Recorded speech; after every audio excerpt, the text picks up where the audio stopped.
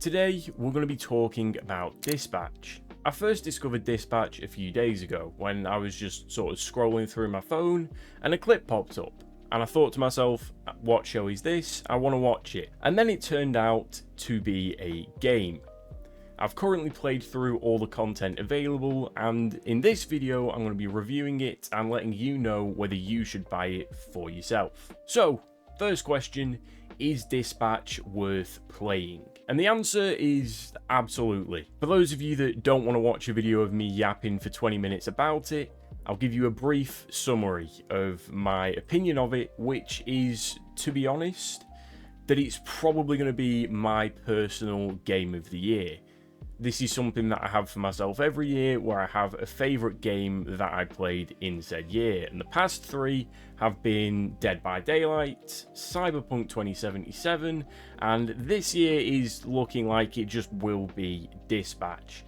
That is how much I have enjoyed it, and if it continues at the standard that it's currently set for itself, to be honest, it's probably going to end up in my top 3 games of all time. So yes, in my opinion, you should absolutely play it. But for those of you that want to know what the game's about, the good bits, the very few bad bits that I have, then feel free to carry on watching. And to start, we're going to go into probably the best thing about the game, which is the characters. Now, Dispatch is a Telltale game. The playing experience is somewhat like Minecraft story mode in terms of the actual episodic aspects of it, I would say. It does differ quite drastically when it comes to the gameplay elements, but we'll get into them later. But as I was mentioning before we got a little sidetracked, the best part, in my opinion, it's the characters, who are incredible. I'll be giving very minimal spoilers. This is all stuff that you'll learn in the first 20 minutes anyway, and even from trailers and stuff if you've seen them. But the main character of Dispatch is Mecha Man, who is a standard guy who donned a suit after his predecessors had done so and became a superhero. However, something happens that, again, you'll play through in the first 20 minutes, and all of a sudden, Mecha Man's not so heroic. Or I guess more aptly, he loses the ability to be heroic. So instead, he becomes a dispatcher. And in the world of Dispatch, essentially what that means is you send other heroes to resolve conflicts, crises, general problems from the public, all that sort of stuff. Now, Mecha Man himself, at least the way I play him, is a very sort of rigid character, very sarcastic, very hostile, I'd say, but incredibly fun to watch, like, as he develops not only into a dispatcher but grows as a character.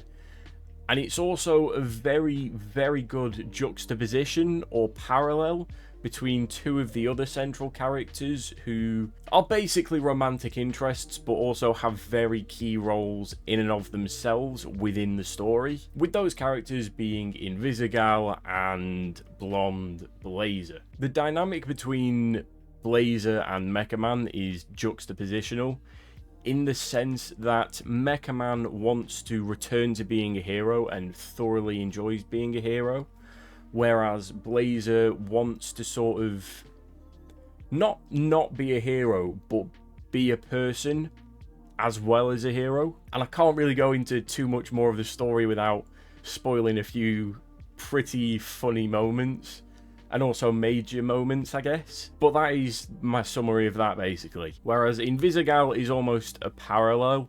She basically has the power to turn invisible, which isn't a spoiler in the slightest, considering her name. However, her story is kind of influenced by the perception people have of her with that power. Like, you would never expect someone with the power of invisibility to be a hero. And I at least infer that that is what set her on the path she was on, before joining the dispatch team. And so the dynamic between all the characters, the way they work together, just everything, it's very well thought out, and it just makes the story that much better through the characters. There's also a few honorable mentions through side characters. They're very important, but I wouldn't put them to the same tier as Mecha Man and Blazer and Invisigal, both through the narrative agency they're given and their role within the story. My personal favourite is Sonar, who is actually voiced by Penguin Zero, Moist Critical, Charles, whatever you know him as. That's who voices him, the star of the Hunger Games himself.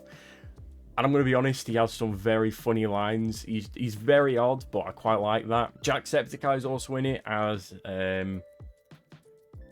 I can't remember his name. It's something like Strong Arm or Jackpot. It's something like that. Punch Up. There we go. That's his name. And there's all these different characters. Each of them are quite funny, especially Flambe's another one I like. Royd. Honestly, just all great characters. And with a Telltale game like this, characters are what make or break it.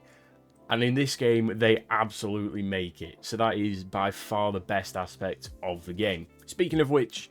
the humour is also excellent, which is another big reason that I think I've enjoyed it this much. I will include a few clips now, but I'll leave out some of my favourite moments because of what led up to them and what they'd spoil if I did include them. So I'll include them now, and this is just an example of what the humour's like. Yeah, I'd like to keep things professional. Right, that's why you brought me to this conference room to strip down in front of you. Robert, this is Invisigal. She is part of the Phoenix program. We take former supervillains, such as herself, and rehabilitate them to re-enter society to use their powers for... Are those my earrings?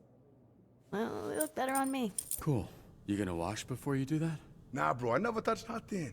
Just touch my pants and underwear only. Even for shake, I just do like this.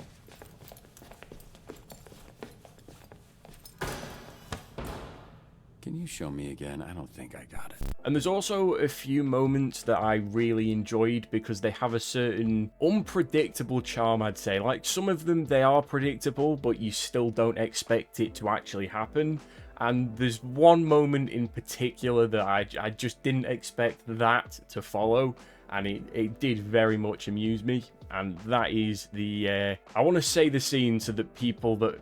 I mean, if you've played the game, you'll probably know what I'm on about. But if you don't, then all I'll say is the scene with a car wreck. That's all I'll give you. Those of you that have played and picked said option, you'll know what I'm on about. And lastly, the cinematic option, which is basically less actual gameplay for yourself in terms of micro-adjusting little bits. Basically, if you want to watch it as a show with a bit of input, you absolutely can, and the dialogue, the characters, the way it's written, everything holds up, so you completely have the ability to do so. And now for the gameplay. I will include a little clip of me actually playing just to give you an idea, but to break it down, the gameplay is very much strategy based. As mentioned earlier, your job as the dispatcher is to send heroes to prevent crises, to protect people, to help civilians, stuff like that. But the key part of the gameplay is both strategy and management. Once you've sent out a hero, they aren't back till they've done the job, which is pretty obvious. But it does mean you have to pick the right heroes for the right job, as well as the right number, because whilst you could send 4 to make sure the job is completed, if you do that, there's probably going to be a job that you can't complete. And it does help that it gives you very clear ideas of who you need to send or what skills the heroes need to possess in order to complete the job, so that's pretty easy to figure out once you get the hang of it. My favourite thing though is that it doesn't actually tell you everything. For example, some of the characters have specific abilities that you'll discover through using them, and those abilities can be majorly important in terms of not only helping you in the later stages of a dispatch session, but also just to know who you can send out with whom, or who not to send with who, or just who to send.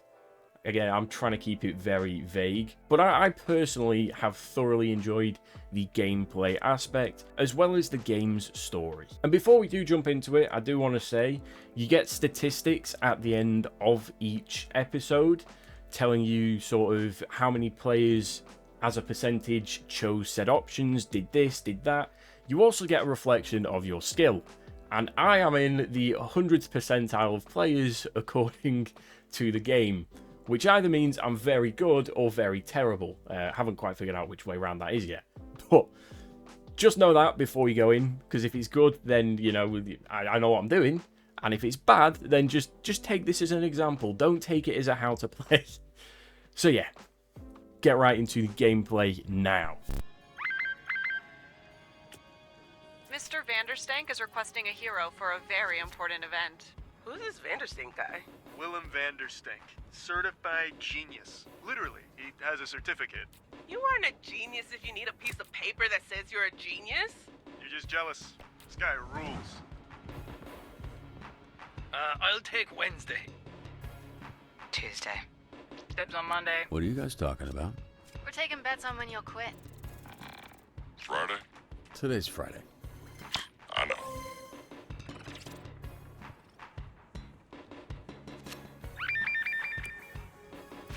Oh my god! My potatoes break shit everywhere!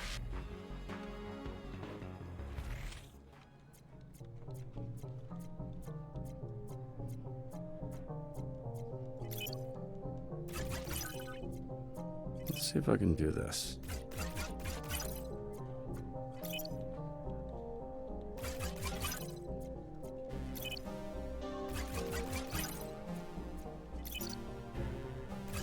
Yes.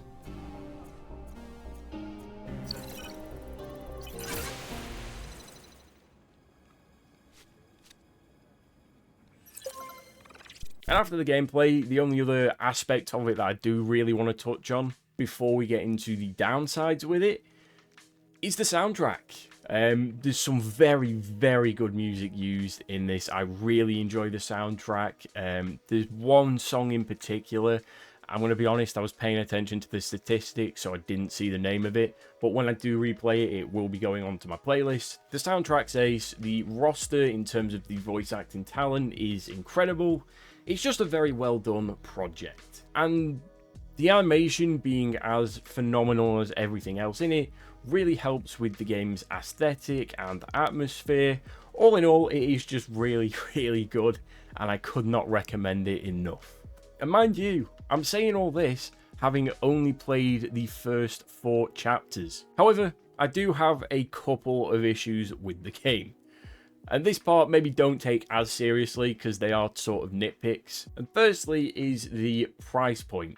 Now this is more of a personal thing, but I kind of feel like I've robbed the developers considering the price point, which again is a very, very odd thing to complain about, and maybe a bit of a unique perspective. For context, I did film studies at college, which I thoroughly enjoyed, and after leaving college, have been working on a few show ideas currently, a few of which would be animated. All this to say, I probably have a better understanding of the general person of sheerly how much time, effort and resources goes into a process like this, from scripting to storyboarding to actually animating, you know, hiring everything, the production.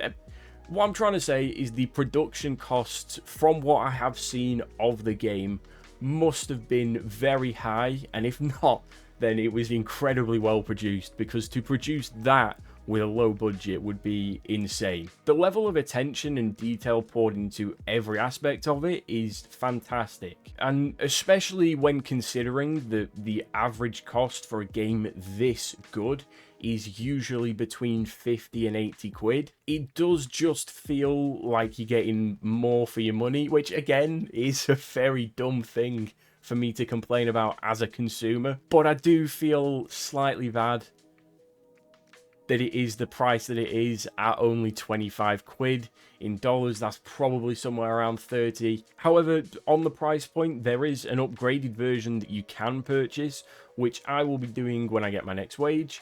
And the other thing that's kind of unique about that, in a sense, is that it doesn't sort of gatekeep any gameplay or characters or anything like that. It gives you access to comics and illustrations, which basically just allow you to delve into the lore of the game, which is something I'll be getting when I get my next payslip. My second issue is that I don't like having to use my mouse to finish a hack. When hacking, you use WASD to move around and the arrow keys to input codes.